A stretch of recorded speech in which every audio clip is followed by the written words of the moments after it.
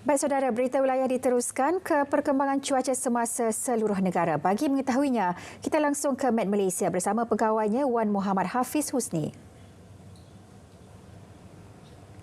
Ya, Assalamualaikum dan salam sejahtera. Buat masa kini rantau negara kita masih lagi menerima pengaruh angin yang agak dominan daripada arah timuran dengan kelajuan yang agak sederhana sekitar 20 hingga ke 30 km sejam, tetapi di kawasan perairan terus bertiup dengan agak kencang sekitar 40 hingga ke 60 km sejam dan ketinggian ombak boleh mencapai 4.5 meter.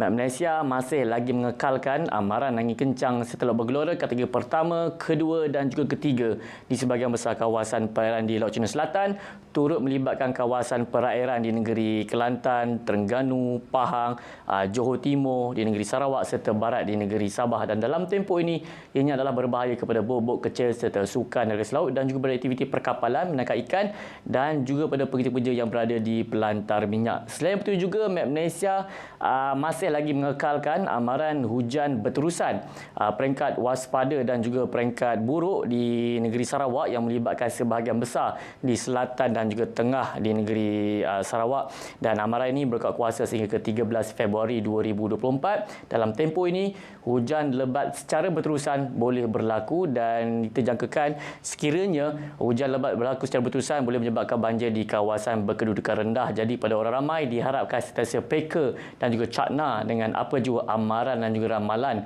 yang dikeluarkan oleh Met Malaysia. Baik, kita akan beralih ke paparan gemerada bagi melihat apa yang berlaku pada ketika ini. Cuaca semasa pada ketika ini seperti diramalkan, hujan di 1-2 tempat kini sedang berlaku melibatkan pedalaman di semenanjung Malaysia, melibatkan pedalaman di negeri Kelantan, Terengganu, Pahang, di pedalaman di negeri Sembilan serta di bahagian barat di negeri Johor. Keadaan lembap ini kita jangkakan akan berangsur dalam tempoh 2 hingga ke 3 jam sahaja lagi.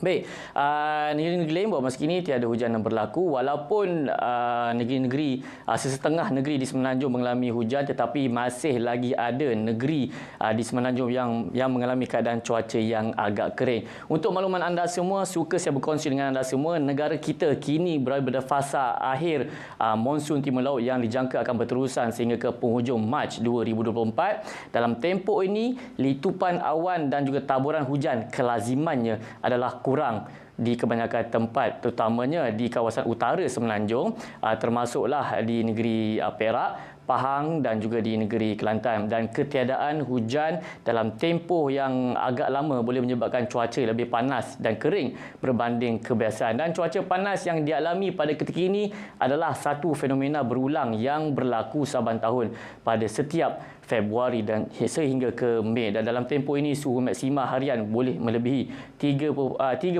darjah Celsius pada awal petang. Dan pada hari ini setakat 4.30 petang tadi, bacaan yang dicatatkan tiga lokasi, 3 daerah yang dicatatkan diletakkan tahap 1, tahap jaga-jaga, iaitu di Pulau Langkawi, daerah Yan di negeri Kedah serta di seberang perai utara di negeri Pulau Pinang, yang mana suhu maksima telah pun mencapai melebihi 35 darjah Celsius selama 3 hari berturut-turut. Dan dalam tempoh ini diharapkan kepada anda semua mengambil langkah penjimatan dalam penggunaan air, kurangkan aktiviti luar, tidak membuat pembakaran terbuka dan pastinya memperbanyakkan minum air. Baik, bagi negeri Sabah dan juga Sarawak, pada ketika ini di negeri Sabah tiada hujan yang berlaku pada ketika ini di kebanyakan bahagian, tetapi di negeri Sarawak keadaannya agak berbeza.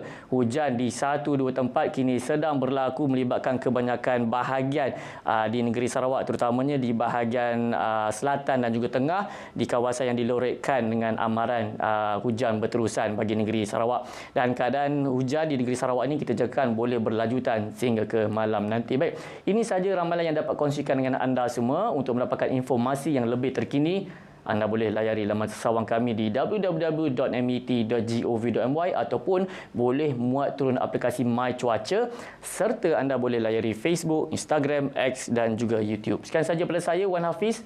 Assalamualaikum dan salam Malaysia Madani.